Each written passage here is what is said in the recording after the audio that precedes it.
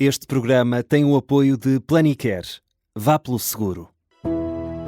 Quando o assunto é saúde, a prevenção e a confiança fazem toda a diferença. Na Planicare, a adesão é simples, rápida e pronta a usar. Planicare. Vá pelo seguro.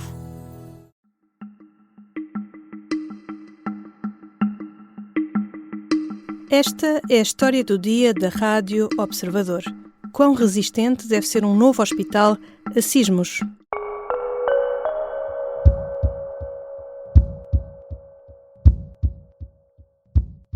O que a experiência demonstra é que com o isolamento de base consegue preservar a operacionalidade dos hospitais e sem o isolamento de base normalmente não consegue.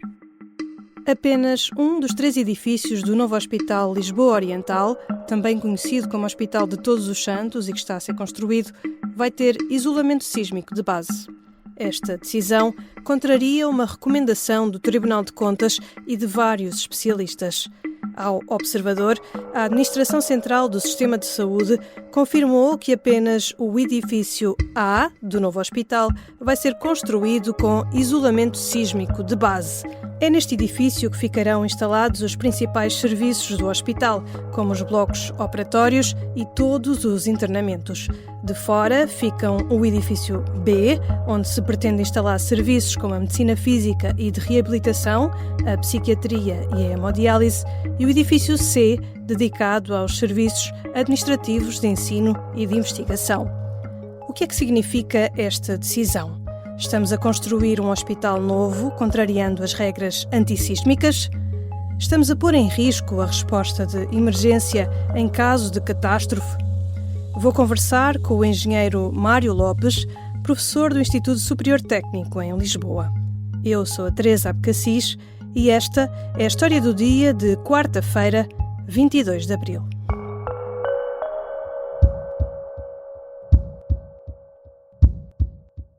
Bem-vindo, Mário Lopes. Boa tarde. Professor, para começar, pode explicar-nos o que é este isolamento sísmico de base que está a ser pensado apenas para um dos edifícios do novo Hospital de Todos os Santos? O isolamento de base é uma técnica recente, mas recente quer dizer com algumas décadas, 30, 40 anos, que consiste, no fundo, em interpor entre a base do edifício e o solo, ou as fundações, uma camada deformável, pode ser de borracha ou de metal, que impede que o sismo entre no edifício. Ao fazer isso, o que é que acontece? O chão move-se, mas o sismo que o edifício se sente é muito mais pequeno. Quando, normalmente, se tiver um edifício, como quase todos os edifícios, de base fixa, em que tanto o edifício está assente no chão, as acelerações do terreno aumentam para cima. E com aquele sistema, em vez de aumentarem, diminuem. E, portanto, o efeito do sismo no edifício não desaparece, mas é reduzido aí a 10 vezes menos. Isto tem uma vantagem, é que protege o próprio edifício, mas também protege o interior do edifício. Tudo o que está lá dentro, móveis, equipamentos, etc. Quando faz um edifício, segundo as regras normais e cumprindo a legislação técnica em vigor, incluindo a legislação mais recente, que é o Eurocódigo 8, a legislação obriga a construir os edifícios para eles não caírem quando houver um sismo. Portanto, você não morre, está lá dentro, não morre, mas tudo o que está dentro do edifício pode ficar destruído. Os porque móveis pode abanar caem o edifício. Porque abana, porque o edifício tem resistência às vibrações, mas as vibrações podem destruir o conteúdo. Quando põe o isolamento de base, o que está a fazer é impedir as vibrações de entrarem no edifício. E, portanto, protege não só o edifício, como tudo o que você põe lá dentro. Portanto, a probabilidade de um armário lhe cair em cima é muito mais pequena. No caso de um hospital, os equipamentos todos que servem para tratar os doentes ficam protegidos. Se o edifício estiver ligado ao solo, não ficam. Podem ficar avariados, podem cair ou podem também se podem aguentar se tiverem resistência suficiente para isso. Mas, digamos, normalmente, o que a experiência demonstra é que com o isolamento de base consegue preservar a operacionalidade dos hospitais e sem o isolamento de base normalmente não consegue. Então, posso depreender que considera preocupante o facto deste isolamento de base não estar contemplado em todos os edifícios do novo hospital, porque o que a Administração Central diz é que todos os edifícios cumprem os requisitos obrigatórios para a construção em zonas sísmicas, ou seja, estamos a falar de uma proteção que vai para além do que exige a lei. O isolamento sísmico vai para lá do que exige a lei. A lei não exige o isolamento sísmico. O isolamento sísmico, repara, a regulamentação estabelece padrões mínimos de exigência quando se faz um projeto. E o edifício, a regulamentação implica que o edifício não deve cair e as pessoas não devem morrer porque ele colapsa. Mas a legislação não é suficientemente exigente para garantir a operacionalidade dos hospitais depois de um sismo. Agora, qualquer dono de obra, neste caso o Estado, tem o direito, ou pode fazê-lo, e neste caso, além do direito, tem o dever de ir para lá da legislação para garantir que estruturas importantes que devem funcionar depois de um sismo estejam em condições de funcionar depois de um sismo. E o que o acórdão do Tribunal de Contas, que permitiu a construção do hospital, o visto para a construção do hospital exige, é que o hospital seja feito de acordo com a melhor tecnologia para garantir a sua operacionalidade depois de um sismo, para garantir que é possível socorrer as pessoas feridas para não morrerem e continuar a tratar os que lá estão.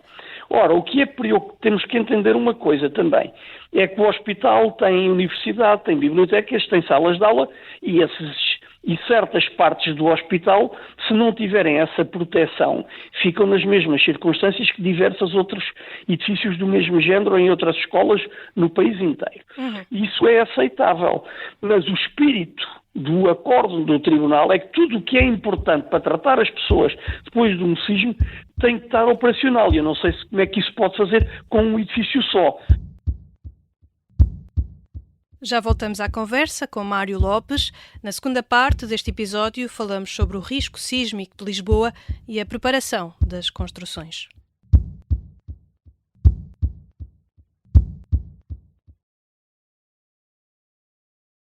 Estamos de regresso à conversa com o engenheiro Mário Lopes, professor do Instituto Superior Técnico em Lisboa. Professor, certo. Caso Lisboa volte a ser abalada por um grande sismo, os restantes hospitais da cidade estão preparados para resistir, isto também tendo em conta que o novo hospital pretende substituir 7 outras unidades da zona central que é suposto deixarem de existir. Olha, isso varia, porque as regras de construção e o grau de exigência varia ao longo do tempo, portanto depende da data de construção dos hospitais. Mas há um problema, é que independentemente da resistência dos hospitais, e mesmo que estejam bem construídos para não colapsar, o único que tem o sistema de isolamento de base, que é o único em que podemos ter uma expectativa elevada de continuo operacional depois de um sismo, é o Hospital da Luz, a primeira fase. Os outros todos não foram construídos para ficarem operacionais depois de um sismo. E, portanto, provavelmente poderão ficar, mesmo que não colapsem, dependendo da resistência que têm, provavelmente há uma grande probabilidade de, com um sismo forte, não ficarem operacionais. Hospitais como o Santa Maria, como o São Francisco Xavier, a Egres Muniz, etc. E a maior parte daqueles que vão ser substituídos são hospitais que estão em edifícios antigos. E, portanto, o nível de segurança para todos os profissionais de saúde que lá trabalham, mais os doentes, vai provavelmente sair muito durado com a mudança para o novo hospital. Agora, o problema é que nós arriscamos a que apenas este e a primeira fase do Hospital da Luz estejam a trabalhar em toda a região de Lisboa. Se um dia tivermos aqui a repetição um sismo bastante forte, por exemplo, uma repetição como o de 1755, ou pode nem ser preciso tanto para termos uma situação dessas. E mesmo assim termos um grande déficit na capacidade de tratar os nossos doentes. Lisboa é, pela sua localização geográfica, uma cidade com elevado risco sísmico. Apesar da legislação antissísmica ser relativamente recente, há cuidados mais antigos que já foram postos em prática. Num debate público, há uns anos, o professor considerava que a cidade tinha sido a primeira do mundo a ser construída para resistir a sismos. Referia-se à gaiola pombalina. Pode explicar o que é isto? A gaiola pombalina foi o sistema que foi usado na reconstrução de Lisboa depois do sismo de 1755. e consiste numa estrutura triangulada de madeira que está metida dentro das paredes da alvenaria. Estava nos edifícios da Baixa, muitos já estão estragados, mas originalmente, a construção original do século XVIII tinha esta estrutura dentro das que depois era tapada com a alvenaria. Consiste num conjunto de barras de madeira verticais, horizontais e diagonais, formando triângulos. E o triângulo é a única figura geométrica que não se pode formar sem variar o comprimento dos lados.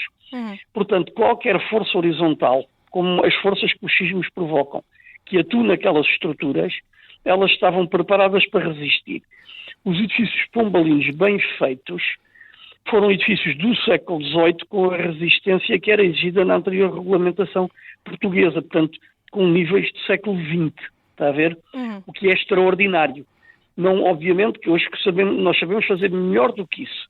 A regulamentação exige, com os coeficientes de segurança, que se vá para lá disso. Mas eram edifícios muito bons, tendo em conta a época em que foram feitos. E, portanto, isso é a gaiola pombalina. Qual é o problema? Isso foi feito de forma generalizada no século XVIII, só que quando a geração que viveu o sismo desapareceu por morte natural, as pessoas todas morrem, a geração seguinte começou um pouco a abandalhar as regras que vinham do tempo do Marquês de Pombal. E do século XIX, principalmente aí de 1840, 50 a 1880, a construção pombalina foi adulterada de tal forma que quando chegamos a 1880 as características de resistência sísmica já tinham sido todas adulteradas. Portanto, houve uma degradação ao longo do século XIX. E, portanto, o que foi bem feito na antiguidade foi, na sua maioria, estragado no século XX. Quer dizer, primeiro por uma descendência no século XIX e no século XX por obras que se fizeram para pôr canalizações e por outras alterações que foram sendo feitas nos edifícios. Portanto, de certa forma, andámos para trás durante grande parte do século XIX e início do século XX. Depois, a introdução do betão armado vem trazer algumas melhorias na resistência sísmica dos edifícios e a partir de 1960 houve uma melhoria relevante que foi o cálculo sísmico tornar-se obrigatório. Isso trouxe uma melhoria em média e depois, a partir de 1983, entrou em vigor outro regulamento mais exigente, os níveis de conhecimento eram melhores, o que se ensinava nas universidades era mais avançado e isso marca um novo marco em termos de melhoria da resistência sísmica das nossas construções. Mais recentemente tivemos a introdução dos Eurocódigos em 2019, também existe uma expectativa perfeitamente legítima e bem fundada de que traga outra melhoria na resistência sísmica. E a situação, digamos, do nosso parque habitacional de escritórios, resumidamente é esta. O professor é especialista na área da prevenção contra os sismos, em sismologia. Já visitou vários países. Que país ou que cidade é um bom exemplo nesta matéria? Lembra-se de alguma medida em específico que também poderia ajudar e ser implementada cá em Portugal? Olha, há vários países em que a situação da prevenção sísmica é muito melhor do que em Portugal. Na Califórnia, não é um país, é uma região dos Estados Unidos, na Islândia, na Itália, no Chile, na Nova Zelândia, no Japão. Digamos, talvez como termo de comparação com Portugal, a Itália seja mais adequado porque é um país mais próximo, com uma cultura mais semelhante à nossa. E com problemas no parque construído também, e digamos, equivalentes aos nossos. Também tem muitas construções antigas, construídas em épocas em que não havia regulamentos que obrigassem ao cálculo sísmico, portanto também tem uma grande parte do seu parque construído numa situação de grande fragilidade perante a ocorrência dos sismos.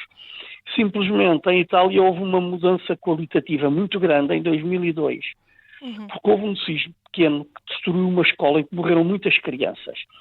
E houve uma coisa que comoveu a opinião pública, que foi ver os caixões pequenos das crianças nos funerais.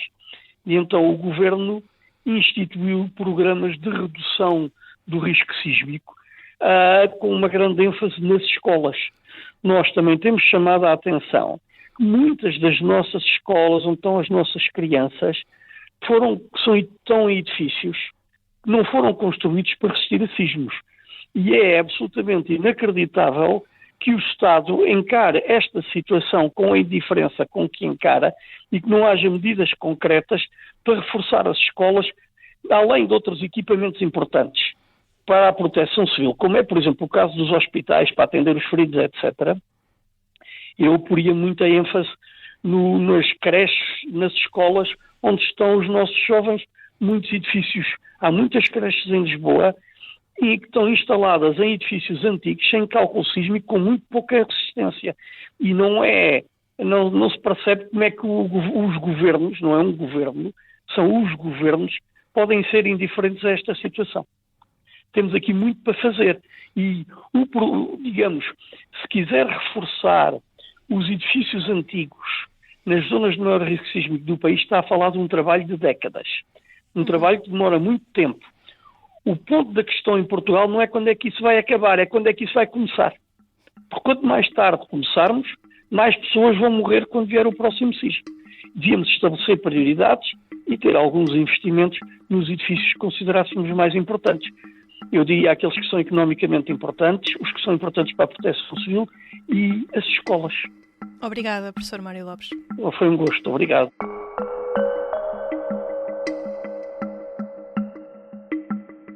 Mário Lopes é professor e investigador do Instituto Superior Técnico, doutorado em Engenharia Sísmica. Este episódio foi escrito com a contribuição do Tiago Queiro, jornalista do Observador, que assina um especial sobre a construção do novo hospital no site do Observador. Esta foi a história do dia. A sonoplastia é do Ricardo Pelarigo, a música do genérico é do João Ribeiro. Eu sou a Teresa Abcacis. Até amanhã.